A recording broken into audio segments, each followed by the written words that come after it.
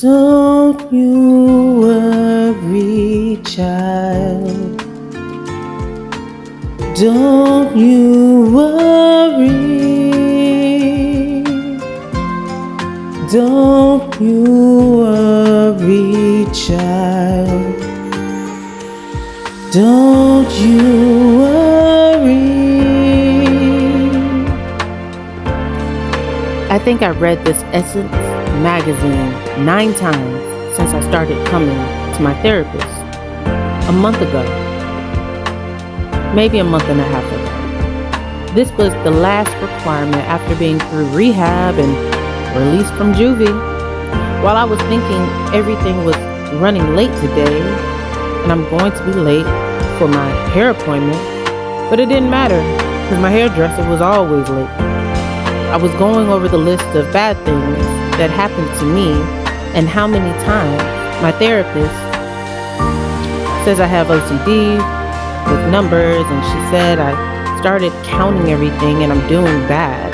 It would help to stop because I don't want the numbers to increase, and once I stopped doing bad things, I simply stopped counting. But I always did things a little different. So I counted and I added things up while I waited. I'm 20 years old. I lived in 7 states with 13 families, been with 22 guys intimately, and 6 girls, been raped 3 times, stole 8 cars, broken 3 houses, and robbed 19 people, and I had 2 abortions. And the last thing I wrote was, never had an orgasm. I heard Amber Duvall for the 3rd time before I realized they were calling for me. I walked toward my therapist's office and noticed a girl around 12 with a woman I would say is her mother or sister because they looked alike, but what made me notice her was her charm bracelet tattoo on her ankle. The initials and the combination of letters and numbers, I knew them. I had them memorized, burnt in my cornea. I tried to forget them, and here I am looking at the brown hair, green-eyed girl with this tattoo on her. How did she know? What does she know?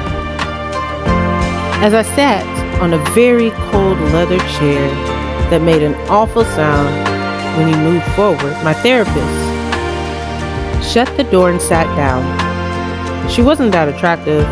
She always wore black, hair in a bun, and a wedding ring sometimes she wouldn't wear. I noticed a lot. Just don't ask. I personally don't care. She asked me to read off my list.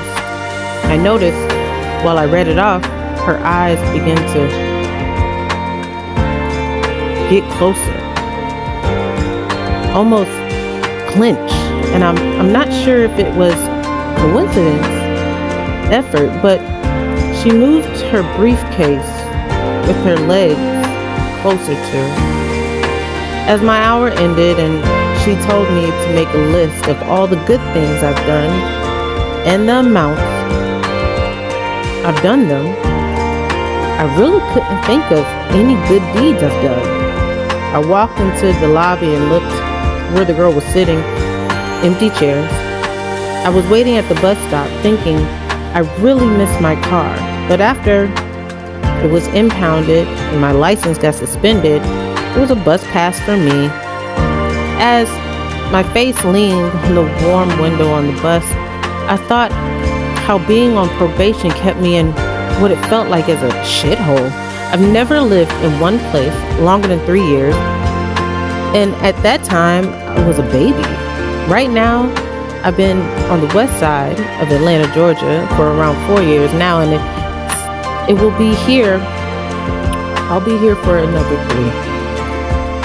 I arrived to my hairstylist 30 minutes late, and just like I expected, she said she would be ready in 20 minutes, which really meant 30. She already takes forever. I won't be home till 7. It's 2:30 now.